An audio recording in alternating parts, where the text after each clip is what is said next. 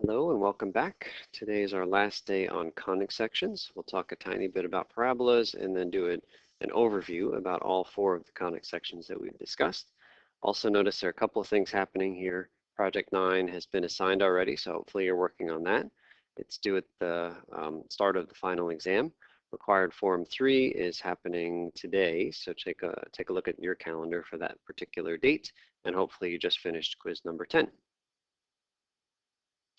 Number 1, recall from our sidewalk chalk activity that every conic section can be described geometrically in terms of distance. A circle is the set of points which are a fixed distance from a given point, the center.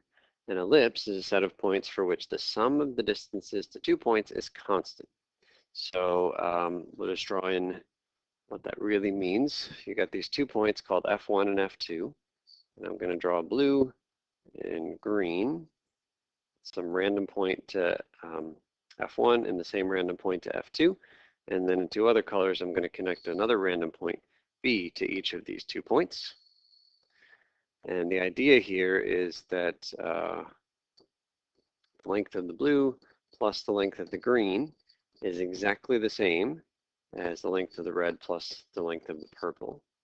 And it doesn't make any difference where points A and B are.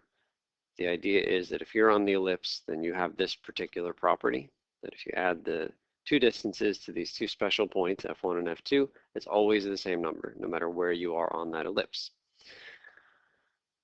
The 2 points are called foci and lie on the major axis, equally spaced about the minor axis. So remember, the major axis is the long one. In this case, it's left to right. And these 2 points are equally spaced about the minor axis, which is vertical. This distance is the same as this distance.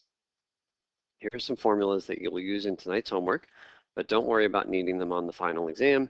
They're included so we see that there are precise ways to describe ellipses using coordinate geometry, but I promise I won't test you on these formulas. The foci of an ellipse with A greater than B are at H plus or minus C comma K, where C is equal to the square root of A squared minus B squared. And then there's a similarly hideous thing for the case where B is greater than A. Let's see if we can just use one of these silly formulas. For example, let's find the foci and make a quick sketch of the ellipse x squared over 16 plus y squared over 25 equals 1. Okay, so first thing I'll do is make my sketch because that's easy enough to do. So the center of this particular ellipse is at the origin, and I'm going to go ahead and do my left-right business. So this is a squared, which means a is 4. Which means we're going left and right 4. This is b squared, so that means that b is 5, and that's how far we're going up and down. So apparently we're going left and right 4, 1, 2, 3, 4, and up and down 5. And those 4 points are on my ellipse. So it's a little bit taller than it is wide, but pretty darn close to being a circle, although not the way I've drawn it. So that's it, and it's fine. But let's talk about this new business of the foci. So apparently what we're supposed to do is take either the square root of a squared minus b squared or the square root of b squared minus a squared. Okay, a squared is 16 and b squared is 25. So you could just say, okay, is a bigger than b or is b bigger than a, and use the right formula. All that I know is I'm supposed to subtract in the order that gives me something positive, because after all, I'm supposed to take a square root of it. So we're going to do b squared minus a squared and take the square root of that number. So square root of 25 minus 16, square root of 9 is 3. And so the idea here is that that 3 is this magical number that we're calling c. And c is how far it is from the center of the ellipse to each focus. C is how far it is from the center to each focus. And it also said that the foci are on the major axis, which is the vertical one in this case. So what that means is that we're supposed to take the center of this ellipse, which is the origin, and we're supposed to go along the major axis, which is the y-axis. We're supposed to go up and down 3. C is equal to 3 from the center. 1, 2, 3. That puts me here, and down 3 puts me here. And these are my 2 foci, F1 and F2 in either order. It doesn't matter. let's see if these crazy formulas gave us the same thing. Like I said, I mean, I don't know the crazy formulas, but I just know I'm supposed to go 3 along the major axis from the center. So here's the case we were in because the b was the bigger number. So the h was 0, that was the x-coordinate of the center, comma, the k was also 0, plus or minus the c value, which we just found is 3. So indeed, it says the foci are at 0 and plus or minus 3. So that's it. Number 4, let's have a look at a neat Java applet for drawing an ellipse. So this is just a techie version of exactly what you did with that chalk and string activity. The goal is to draw this ellipse, and you've got the 2 points F1 and F2. And I'm going to move this guy a little bit to the left, and notice that the A gets smaller and the B gets correspondingly longer. And the sum of A and B is always this fixed distance, whatever the length of that whole line segment is. And we can swing it around, and now A is getting bigger. Here they're about the same. Now A is the bigger one, but as you play around, you see that it's still the same total length. And that's how you get to be on the ellipse. And so you can actually do this, and hopefully you did do this outside with somebody holding a string here, somebody holding the other end here, and somebody out here making sure the string is taut, and then just tracing around to keeping the string taut the whole time. 5. A hyperbola is a set of points for which the difference of the distances to 2 points is constant. The 2 points are called foci. Same idea as before, but in this case, focus is here and focus is here, and a random point on the hyperbola is here. And what you're supposed to do is take this long distance and subtract this short distance. Subtract, different from the addition that we did up above, right? We were adding the 2 distances from A and adding the 2 distances from B. That's for an ellipse, but for a hyperbola, you subtract big distance minus small distance. And the point is that that's always the same number, big distance minus small distance. Even if you take A and imagine dragging it in here, this small distance has gotten even smaller than it is right here. But the big distance has also gotten smaller if A is here. It's now just this distance. And they both get smaller by exactly the same amount. That's how you stay on the hyperbola. Okay, the 2 points are called foci, and they're located like the ellipse foci, except the magical equation to find C is this guy, which is slightly different from the magical equation before. It was a subtraction for an ellipse. It's an addition for a hyperbola. Like I said, I'm not going to ask you to use the formula, but you will use it in the homework. So just make sure you're using the right formula. The way that I keep them apart in my mind is I know that the equation for an ellipse, not these equations, but the actual equation for the ellipse itself, it has a plus sign in between the x squared and the y squared, and the focus equation has a minus sign, so it's different. The ellipse equation has a plus in the middle, but the focus equation for the ellipse has a minus, and this has the same pattern. The equation for the hyperbola is something like x squared minus y squared, and the focus equation is a plus. So all I remember is that the signs are different. Okay, so there is an applet here. Unfortunately, I don't have the updated version of Java on this computer, and I do not have the authority to update that version. So I can't show it to you, but I'd encourage you to play around with that page and just move things around and see if you can convince yourself that it seems reasonable that the difference of those distances is staying the same. Okay, 6. A parabola is a set of points for which the distance from a fixed point equals the distance from a fixed line. So you've got this fixed line down here called the directrix. You got this fixed point right here called the focus. Then you pick a random point, and that random point gets to be on the parabola if the distance from the random point to the focus is exactly the same as the distance from the random point to the vertex. So I can mark those 2 distances as being equal with little hash marks.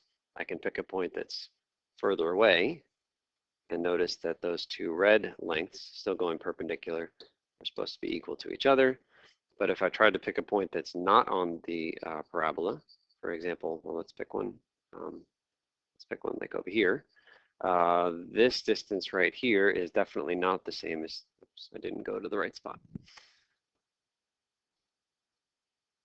Distance to the focus is definitely not the same as the distance to the directrix. So that's why that purple point is not on the parabola. Okay, and again, there are formulas to try to figure out where the focus is and where the directrix is.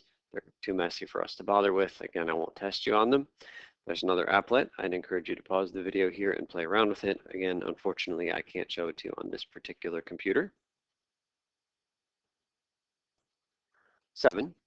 All of our conic sections have been vertical or horizontal with that equation. That's our general equation. But the most general equation is this guy right here.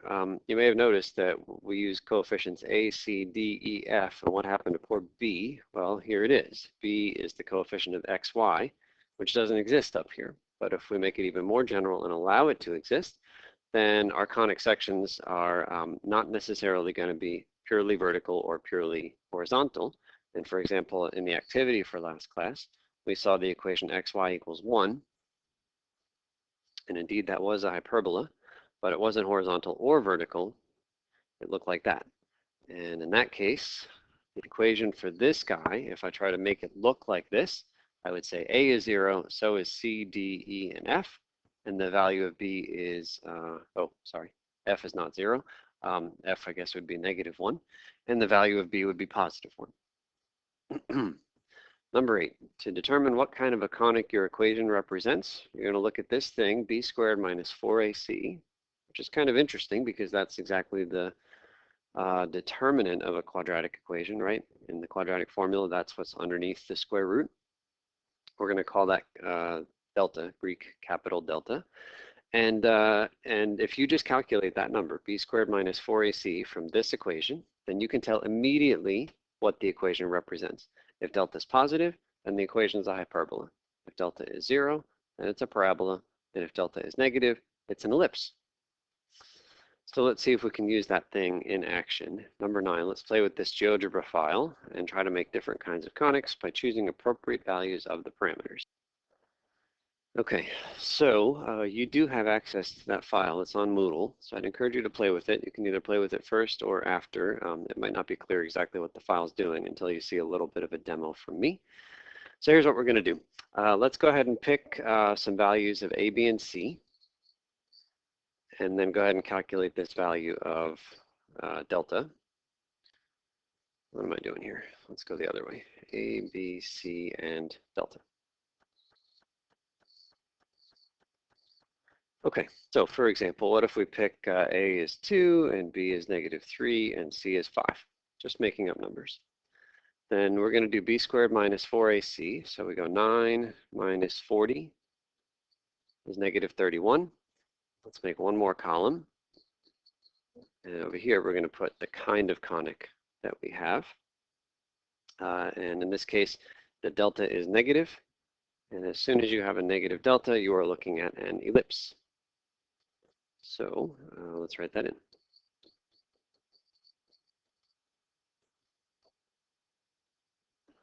Okay, let's pick some other random-ish numbers. Let's make the A value -3 and the B value can be 4, and let's make the C 1.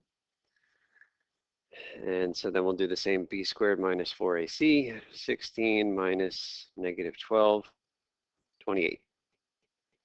In this case, the delta value is positive, so this is definitely going to be a hyperbola, which is kind of cool that, you know, with such an easy calculation, we can tell definitively what kind of a conic you're looking at. All right, and now let's be a little bit less random and see if we can maybe force one of these guys to be a parabola. If you just pick random numbers, the likelihood of picking a parabola is really, really tiny because it's got to be perfectly equal to 0. So, what if I pick a value of B and then a value of A, and then we can kind of work and figure out what the value of C is supposed to be. Okay, so let's suppose that the value of A is 1 and the value of B is, I don't know, 2. Let's see if we can't figure out what the value of C is going to be to make it equal to 0. So we're going to kind of cook the books here. So the delta in this case, B squared, 2 squared minus 4 times 1 times C. So that's really 4 minus 4C. And I really want that to equal 0 in this case. I really want to make a parabola here. Okay, good enough. So it turns out c equals 1 is the winner. Any number besides c equals 1 is not going to give you a parabola. So here the delta is 0, which gives us the elusive parabola. Okay, so let's take a look at what's going on here. All right, so the equation that you see graphed here in blue is our big general equation. That's exactly the same letters, just lowercase from this equation right here. Equals 0 is the standard form. And the values of a, b, c, d, e, and f can all range between -5 and 5 by clicking on each of these guys and dragging. Make sure that this thing right here is the one that's highlighted, not any of the other ones up here. That one's supposed to be highlighted. Okay, and then that's fine. And then this red line down here is the value of delta. So at the moment, A is 1, B is 0, C is 1, D and E are 0, and F is -1. So if you churn all that stuff into the equation, look, A is 1, so that's 1x squared. C is 1, so that's 1y squared. B, D, and E are all 0, so that, and that all drop out. And F is -1, which is here. And if we add 1 to the both sides, then it goes over to the other side. So that stuff plugged into this equation gives you exactly x squared plus y squared is 1, which is a circle. Okay, no problem. If you actually do the delta calculation, it's going to turn out that for these values of a through f, the delta is going to be -4. All right, let's remind ourselves, if the delta is negative, what do you have? You have an ellipse. Great. In this case, it's a very special ellipse. It's a circle. And so all I've done is graph y equals the delta value, just so that we can see it. So if the delta value is negative, it's an ellipse. If the delta value is positive, then this red line is going to be up here, and that's going to be a hyperbola. If the delta is 0, then you're going to highlight the x-axis, and that's going to be the very rare parabola. Okay, let's go ahead and change to the numbers that we picked here. 2, -3, and 5. All right, so I want a to equal 2. And we want, and you can see it's not a circle anymore, but it's an ellipse. What did we say? 2, -3, and 5. So b is going to be -3. Which brings us, and now finally we're getting an ellipse that isn't oriented just perfectly vertical or horizontal. Now we get this ellipse that's oriented diagonally. So b is -3. Did you see it became a hyperbola at some point? And then finally, I think the last one was 5. So we'll make c equal 5. Come on. Okay, sometimes you got to move stuff out of the way. Okay, c equals 5. And you can see that we were at a hyperbola there. It's kind of cool to watch that red line. So if the red line is up above the x-axis, then the delta is positive, hyperbola land. If it's perfectly on the y-axis, which I can't even get, but somewhere apparently between 1.1 and 1.2 is the parabola. I said it was hard to find. And then down here, the y is, the red line is below the x-axis, so we're back to an ellipse. So indeed, we've got this slanted ellipse, and that's exactly what we had predicted was an ellipse in this case. Now, it's interesting to me that the D, E, and F are not in the calculation. So apparently, I can change D, E, and F willy-nilly, and it's still going to be an ellipse. Okay, interesting. So that doing something to the size and also to the center. Let's move back, and then this guy looks like it's doing something different to the size and the center, and you can play around and shift these guys all over. If you don't like the fact that they're restricted to -5 and 5, if you right-click on one of them and go to Object Properties, you can click on Slider, and then in here you can change it.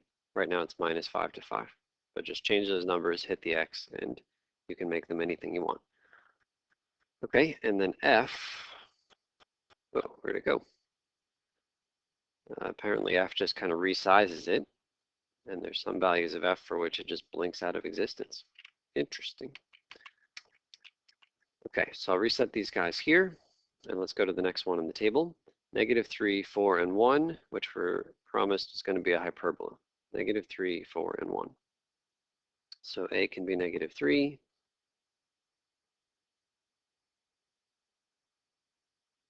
B is 4. kind of interesting. So B is basically just like rotating this guy. So B is 4, and then the C value is 1. All right, and apparently that makes it a like a tighter hyperbola, if that makes sense. Although at some point it changes around and goes off the screen. But it felt like it was down here someplace. Maybe it's going to be too hard to find. All right, so we'll just make C equal 1. But like I said, it looks like it's becoming an ellipse somewhere. I said that sometimes these guys were elusive. Okay, so that is it. -3, 4, and 1. Is it a hyperbola, which is what we had predicted? Indeed, it is a hyperbola. And again, you can apparently mess around with the D, E, and the F. And it doesn't change the fact that it's still a hyperbola. Whoa, crazy talk. So something funny happens between the negative values of F and the positive values of F. Well, that's kind of weird that we have two lines. But now we've got this kind of up-down-ish hyperbola. And then magically, it becomes a left-right-ish hyperbola. And it does so in a pretty smooth way. That's the only outlier right there. Okay, and then the last one is the one that's tough to find. 1, 2, and 1 is supposed to give us a parabola. 1, 2, and 1.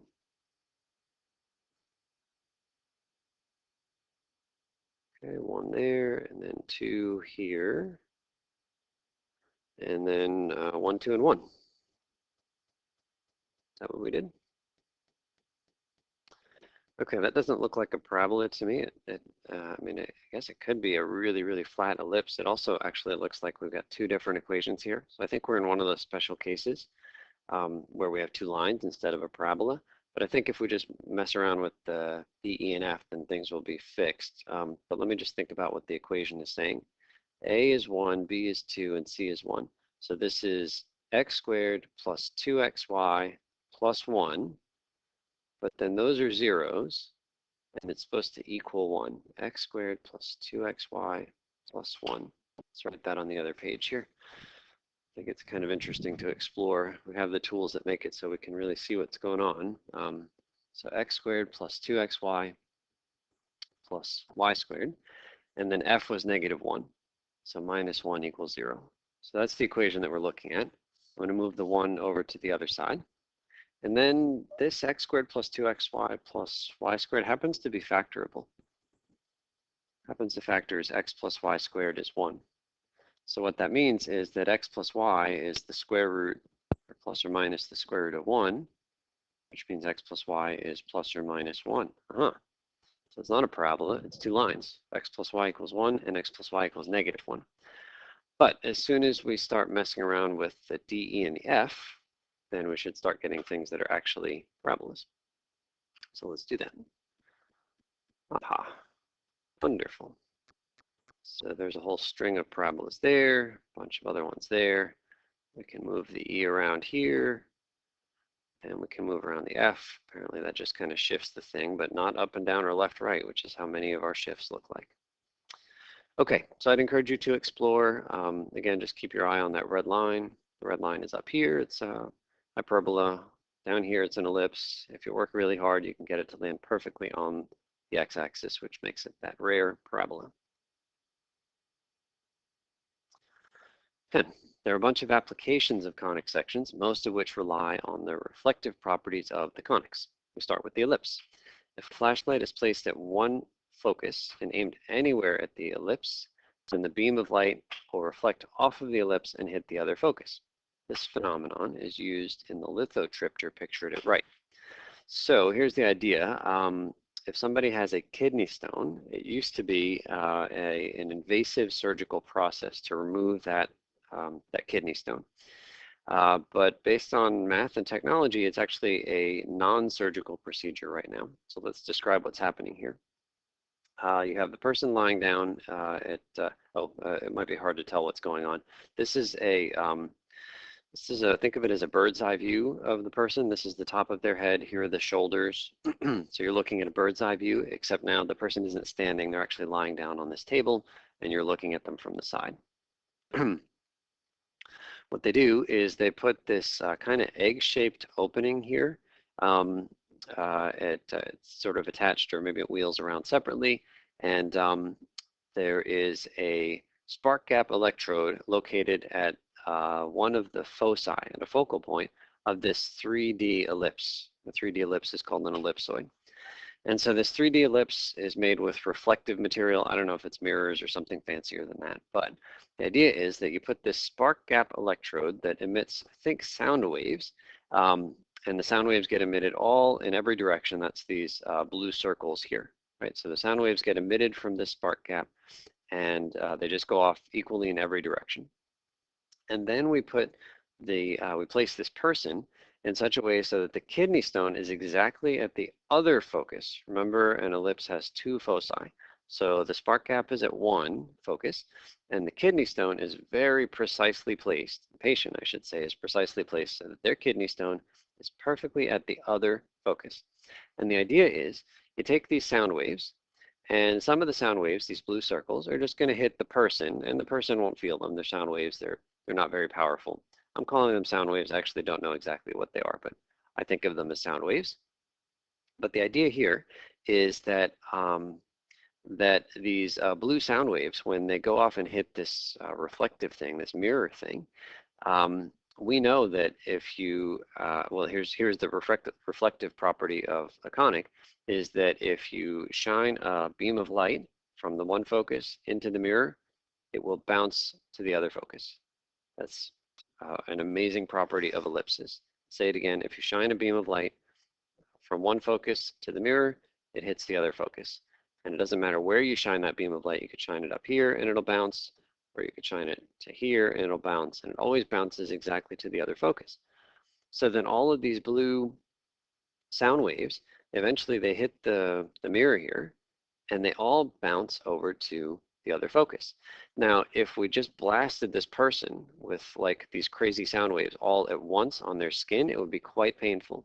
But the point here is that the sound waves are kind of diluted when they hit this person's skin, when they hit the body, but they only become concentrated when they get to the other focus. That's where they all meet. They're kind of divergent until we get to this one spot, and they all concentrate their power right there. And you imagine a lot of sound waves concentrated and aimed exactly at this kidney stone. And the thought here is that the kidney stone is going to break apart into small, harmless pieces that the body can pass naturally. So what I've read is that this process, what does this sound stuff hitting your skin feel like? I've read that it's akin to the sensation of having like a rubber band snapped against your skin. I wouldn't call it pleasant, but it's not a laser, and it's not some invasive surgical procedure. And so I think that's pretty cool, using the reflective property of the ellipse to non-invasively break apart a kidney stone inside of somebody's body. Okay, other ellipses, the planets orbit the sun in elliptical paths, and some comets do too. Other comets follow hyperbolic paths. How many times do these comets pass by Earth? All right, so let's see. So if we have, so if we put Earth right here, and if maybe you've heard of Halley's Comet, it passes by Earth like every 80-something years, maybe every 86 years or so. And so we've got this giant ellipse that Halley's Comet follows. And like once every 86 years, I think that's the number, we see Halley's Comet shoot by. But what if you had a comet following a hyperbolic path? And it's going to come in and go out. And how many times will we see it? Well, once, maybe twice if you can see it, like if it really swings around close, but then never again, just off into space, and we never see it anymore. Okay, so there are some elliptical phenomenon. Number 11, an interesting and useful property of parabolas is that beams of light that come into the parabola perpendicular to the directrix all bounce off of the parabola and reflect to the focus. All right, that's a mouthful. Here's a little picture. So we've got our parabola, we've got a focus, we've got this line down here, the directrix. If you have a beam of light that comes in perpendicular to the directrix, so that means coming in all this way, right? Perpendicular, except I'm going to have them come in from above the parabola. So they're all going to come in this way. And we're going to pretend that this parabola is made of some reflective material. So the beam of light is going to hit here and it's going to bounce. And what this says is that it's going to bounce perfectly and reflect to the focus. Here it's going to bounce and hit the focus, bounce to the focus, and way out here bounce and then to the focus. And that property is utilized in the design of satellite dishes, flashlights, car headlights, telescopes, solar cookers, and microphones. So let's see, some of you maybe have a satellite dish, and the satellite dish is some 3D thing. But what I can tell you is that the satellite dish, this 3D thing, is in the shape of a 3D parabola. And so I'll just draw a 2D version of it. But in the, like someplace off in the inside of your satellite dish is this receiver. And the idea is that you got all these cable TV signals coming in from outer space, and they're coming in from so far away that essentially they're all coming in, like in a straight line like this. And the receiver will it will receive, like the occasional bit of data from the satellite, but the satellite is, like however many miles away. I mean, 100 miles up in space or in the atmosphere, and well, maybe it's not 100, I don't know. But it's really far away. And so the likelihood that any particular like beam from this satellite happens to perfectly hit this tiny receiver is pretty small. But the idea is that the satellite dish here is going to capture a lot of these signals. Now the satellite dish does nothing else except take advantage of this reflective property. And so all of these divergent beams that the satellite dish collects all bounce off of the satellite dish, and they land perfectly on that receiver. And now we know that that receiver is definitely at the focus. That's where it is placed. The receiver is not just at some random point inside of your dish. It is at the focus of that parabola or paraboloid, which is the 3D version of a parabola. And the same kind of thing happens with a flashlight. You ever think about, you got this little tiny flashlight bulb in your flashlight. And if it was just a little bulb sitting out in space, then the light would be not very bright, and it would just go all everywhere, and it would dissipate pretty quickly. But when you turn your flashlight on, you get this concentrated beam of light going straight ahead from the flashlight. Why does that happen? Well, because inside of your flashlight there is a mirror, and the mirror is shaped like a parabola. So I'll put here a yellow dot. That's the little flashlight bulb. And so sure, a little bit of the light from the flashlight bulb itself goes directly out, but not very much. So let's go here. So we've got light from this flashlight bulb going off in every direction. A little bit happens to escape the flashlight directly, but most of it goes back and hits the mirror. And what happens when it hits the mirror? Well, it bounces. This is just kind of the same phenomenon, but going the other direction. It bounces directly perpendicular to the directrix, and so we get all of these divergent beams of light from the little flashlight bulb now become this concentrated beam of light going straight ahead. Same thing is true with your car headlights. There are 3D paraboloid mirrors inside of your car headlight, which is how a little light bulb gives you a very, very concentrated beam of light straight ahead of the car. That light bulb is going to be placed exactly at the focus. And one more example, microphones. If you ever watch football, you might see on the sidelines, somebody holding a basically a mini satellite dish with a microphone inside of it, trying to capture the sounds of the game. Now this person is, like 50 feet, maybe more from the action, and yet he's picking up the sounds, the players hitting each other and the players talking to each other, picking up this sound from very far away. How is he doing it? Well, by now you might have already guessed. It's the same idea. It's another parabola that he's holding on to. Right here at the focus is a microphone. And so, all right, you got some of the sounds from the field coming in and directly hitting the microphone, but not that much. But then you've got this big old dish that captures all of the sound coming in and concentrates it back to the focus. And guess what they put at the focus is that one little microphone. And so that's how we can capture the sound from so far away. All right, on the next page, here are some web pages illustrating the reflective properties of three kinds of conic sections. I was hoping to look at one together, but unfortunately it's the same Java issue that I had from before. So I'd encourage you to play around with these and click the different buttons and take a look at some of these reflective properties, which again are all around us in many different circumstances.